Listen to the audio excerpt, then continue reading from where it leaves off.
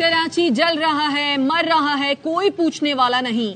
आयशा मंजिल पर अर्शी हाइट्स के मकीन फूट फूट कर रो पड़े। आतिशज़दगी के बाद इमारत सील कर दी गई। दर्जनों खानदान बेघर हो गए। रात खुले आसमान तले गुजारी। कहा सबसे ज्यादा टैक्स देने वाला शहर यतीम है। यहाँ कोई घर महफूज नहीं।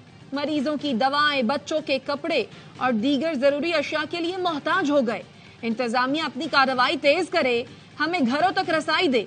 दुकान में लगने वाली आग ने पूरी इमारत को लपेट में लिया। 5 अफराद लुक़मा अजल बने। गाड़ियां और मोटरसाइकिलें भी राख हो गईं। मैंने इत्तेफाक से इन हवादिस से पहले ही इंस्ट्रक्शंस क्लियर कट दे दिए थे कि बिल्डिंग्स का, पब्लिक बिल्डिंग्स का, कमर्शियल बिल्डिंग्स का फायर सेफ्टी ऑडिट हो और उसमें जो कमी कोताहियाँ हैं उनको दूर की जाए और जिनकी वजह से ये कमी कोताहियाँ हैं उनको के खिलाफ कार्रवाई सजा दी जाए। निगरान वज़ीर-ए-आला सिंध आग से मुतासर इमारत का जायजा लेने पहुंच गए। जिम्मेदारों के खिलाफ सख्त कार्रवाई की यकीन दहानी। मकबूल बाकर ने कहा मुतासरीन के लिए खाने पीने का इंतजाम किया जा रहा है। इमारत की बुनियाद देखकर घरों में जाने की इजाजत देंगे। एम कैम्प के कन्वीनर खालिद मकबूल सिद्दीकी ने वाक़े की तहकीकात और नुकसानात के अजाले का मुतालबा किया। कहा कराची को बाहर के लोगों से जलाया जा रहा है। 15 साल में मेट्रोपॉलिटन सिटी को जंगल बना दिया क्या? इस शहर के लोग किसका गिरबान पकड़ें?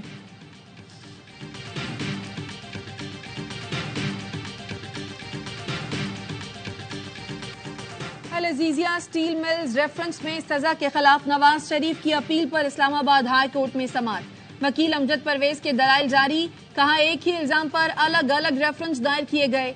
हमने दरखास्त दी थी कि एक इल्जाम पर सिर्फ एक ही रेफरेंस दायर होना चाहिए था।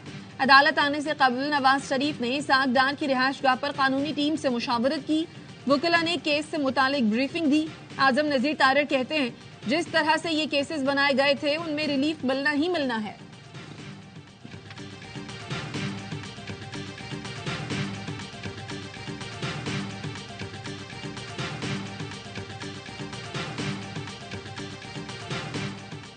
सब सियासतदानों को पहचान चुका कोई ऐसा नहीं जिसके हाथ साफ हों। मुझ पर करप्शन का कोई दाग नहीं। अपनी जेब के बजाय आपकी जेब भरना चाहता हूं। बिलावल भुट्टो जरदारी का शांगला में वर्कर्स कन्वेंशन से खिताब। कहा मैं किसी और की तरफ नहीं देखना चाहता। आवाम पर एतमाद करता हूं। नफरत, तकसीम, अना और इंतकाम की सियासत को दफन करना है। नई सियासत लेकर आनी है जिसमें आवाम की खिदमत की जाती है। वाहिद जमात पीपल्स पार्टी है जो कहती है हमारा कोई सियासी मुखालिफ नहीं। मुल्क का सबसे नौजवान वजीर खारजा रहा हूं। मैं दिखाऊंगा कैसे मुल्क और अवाम की किस्मत तब्दील करेंगे।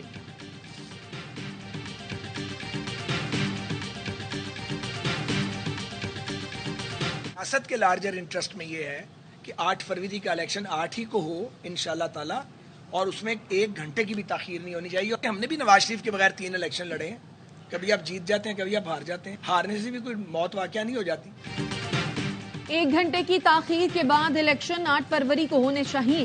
ख्वाजा साद रफी की प्रेस कॉन्फ्रेंस। कहा हमने नवाज शरीफ के बगैर 3 इलेक्शन लड़े। पीटीआई को भी बॉयकॉट नहीं करना चाहिए। हारने से मौत नहीं आ जाती। लेवल प्लेइंग फील्ड का ताना अजीब है। हमारे खुद हल्के मुतासिर हुए हैं। हल्का बंदियों से मुतालिक कुछ फैसलों से हमारा इत्तफाक नहीं।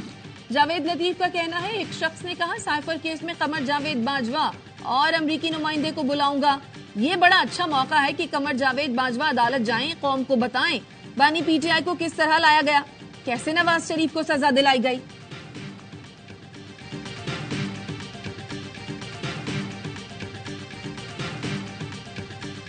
इलेक्शन फेयर हो, इंतखाबात में किसी किस्म की मुदाखलत न हो और अगर इंतखाबात में 2018 की तारीख दोहराई जाती है चाहे कोई भी हो, किसी के लिए भी हो, तो फिर हम सख्त मुज़ाहमत करेंगे।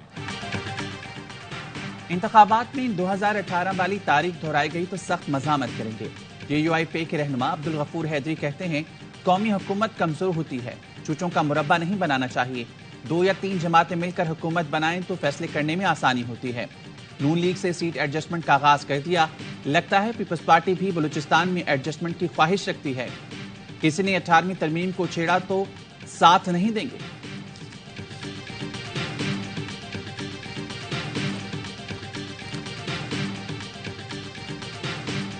फरवरी 2024 को होगी। चंद रोज में इलेक्शन शेड्यूल जारी कर दिया जाएगा।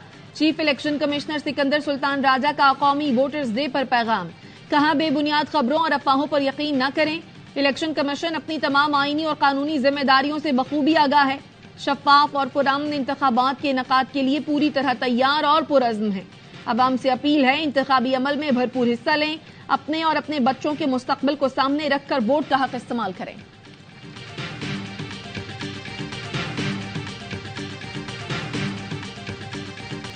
غیر قانونی مقیم غیر ملکی پاکستان کی سلامتی اور معیشت کو بری طرح متاثر کر رہے ہیں۔ ان کی وطن واپسی کا فیصلہ حکومت نے پاکستان کے وسیع تر مفاد میں کیا۔ غیر قانونی مقیم غیر ملکیوں کو باعزت طریقے سے واپس بھیجا جا رہا ہے۔ آرمی چیف جنرل سید آصم منیر کی پشاور کے دور پر گفتگو، آرمی چیف کو سیکیورٹی کی مجموعی صورتحال، غیر ملکیوں کی وطن واپسی، نئے ضم شدہ اضلاع سے متعلق بریفنگ۔ سپہ سالار نے بہادری اور شجاعت کا مظاہرہ پیش کرنے والے افسران اور جوانوں سے ملاقات کی، کہا قوم کو مسلح افواج کی کارکردگی پر فخر ہے، کامیابی پاکستان کا مقدر ہے، پاک فوج مادر وطن کی حفاظت کا مقدس فریضہ خون کے آخری قطرے تک ادا کرتی رہے گی۔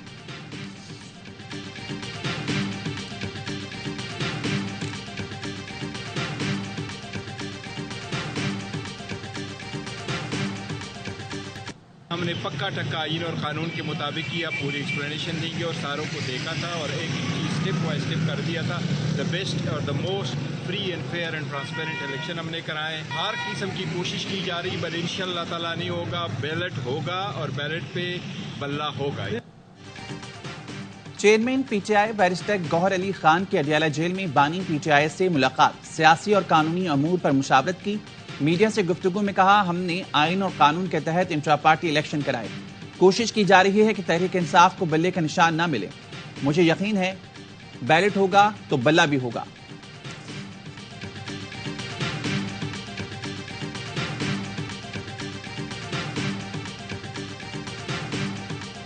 وحشیانہ بمباری، 2 ماہ میں 10,000 فضائی حملے، 5 روز میں 1200 سے زائد فلسطینی شہید، جھڑپوں میں اسرائیلی ریزرو فورس کے میجر سمیت 2 فوجی ہلاک ہو گئے۔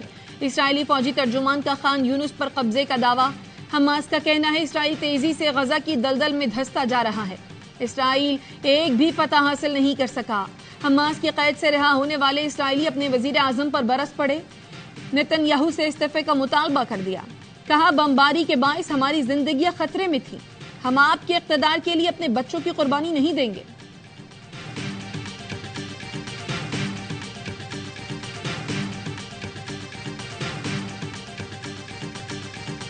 اقوام متحدہ کے سیکریٹری جنرل نے غزہ میں جنگ بندی کے لیے آرٹیکل 99 کا سہارا لے لیا۔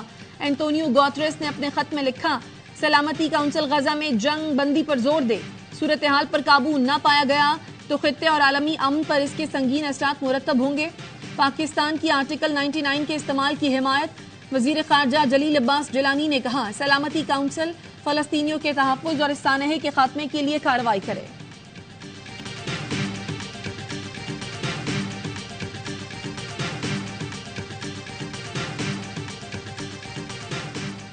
برٹش ہائی کمشنر کی مولانا فضل الرحمان سے ملاقات، باہمی دلچسپی کے امور، افغانستان اور بھارت کے ساتھ پاکستان کے تعلقات پر گفتگو۔ مولانا فضل الرحمان نے کہا مغرب اور اسلام کے درمیان ثقافتی تقسیم کو تسلیم کیا جائے۔ غزہ میں 4,000 خواتین، 6,000 بچوں سمیت 20,000 افراد کو شہید کر دیا گیا۔ مغرب پھر بھی اسرائیل کی حمایت کر رہا ہے۔ غزہ میں قتل عام اور انسانی حقوق کی خلاف ورزی بند کی جائے۔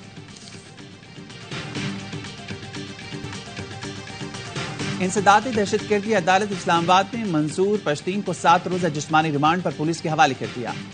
پولیس نے منظور پشتین کو تھانہ ترنول میں درج مقدمے میں عدالت میں پیش کیا تھا۔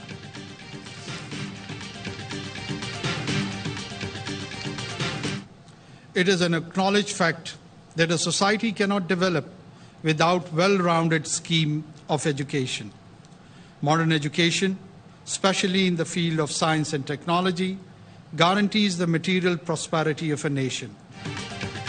تعلیمی نظام میں اساتذہ اور والدین کا کردار انتہائی اہم ہے۔ پڑھے لکھے نوجوان ملک کا مستقبل ہیں۔ نگراں وزیر اعظم انوار الحق کاکڑ کا کیڈٹ کالج کوہاٹ میں تقریب سے خطاب، کہا جدید تعلیم کا حصول ہماری ترجیح ہے، جو وقت گزر چکا وہ واپس نہیں آتا۔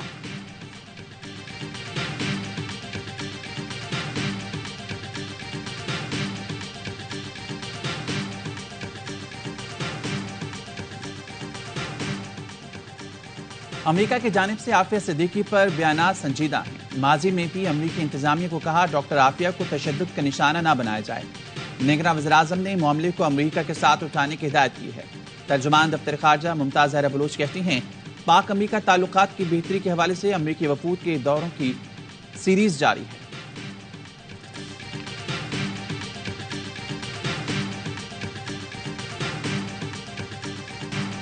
امریکہ میں سکھ رہنما کے قتل کی سازش پر بھارت کو شدید خدشات سے آگاہ کر دیا ہے.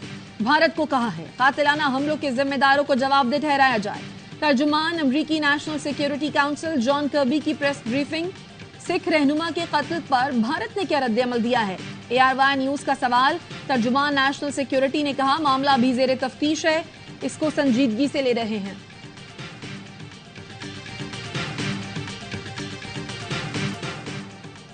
حکومت پہلی بار پاکستان سٹاک مارکیٹ میں بانڈز کی نیلامی کرے گی. حکومت بانڈز کی نیلامی سے 30 ارب روپے اکٹھے کرے گی. بروکرز بھی بانڈز میں خرید و فروخت کر سکیں گے. حکومت بانڈز پر 20 سے 22% تک منافع دے سکتی ہے. ذرائع کے مطابق نگراں وزیراعظم انوار الحق کاکڑ کل سٹاک مارکیٹ میں بانڈز نیلامی کا افتتاح کریں گے.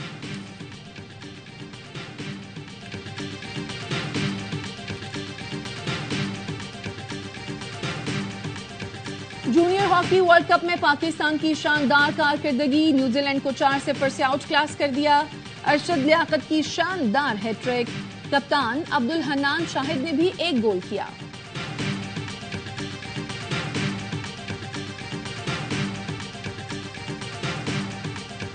شان مسعود کی ڈبل سینچری نے پاکستان کی پوزیشن مستحکم کر دی. پاک آسٹریلیا پرائم منسٹر 11 میچ کے دوسرے روز قومی ٹیم نے پہلی اننگز 9 وکٹ پر 391 رنز بنا کر ڈکلیئر کی. سرفراز احمد 41, بابر اعظم 40, عبداللہ شفیق 38 رنز بنا کر نمایاں رہے. جارڈن نے 5 شکار کی. جواب میں PM11 نے دن کے اختتام تک 2 وکٹ پر 149 رنز بنا لی.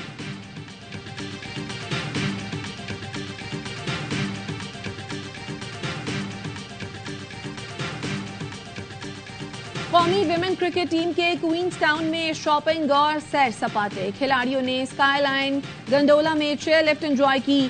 قومی ٹیم کو 3 میچ کی سیریز میں 2-0 کی فیصلہ کن برتری. تیسرا اور آخری T20 ہفتے کو کھیلا جائے گا.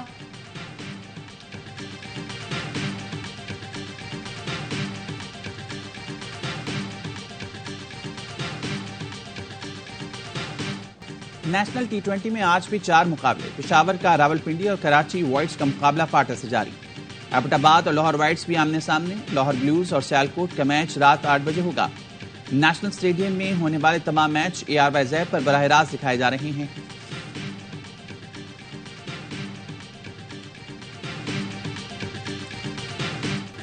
ابوظہبی T10 لیگ میں آج آخری 3 میچز کھیلے جائیں گے. پہلا میچ بنگلہ ٹائیگرز اور چنئی بریوز کے درمیان ہوگا. ٹیم ابوظہبی دہلی بولز سے نیو یارک اسٹرائکرز سانپ آرمی سے ٹکرائے گی. ایکشن سے بھرپور لیگ کے تمام میچ دیکھیے A اسپورٹس پر براہ راست.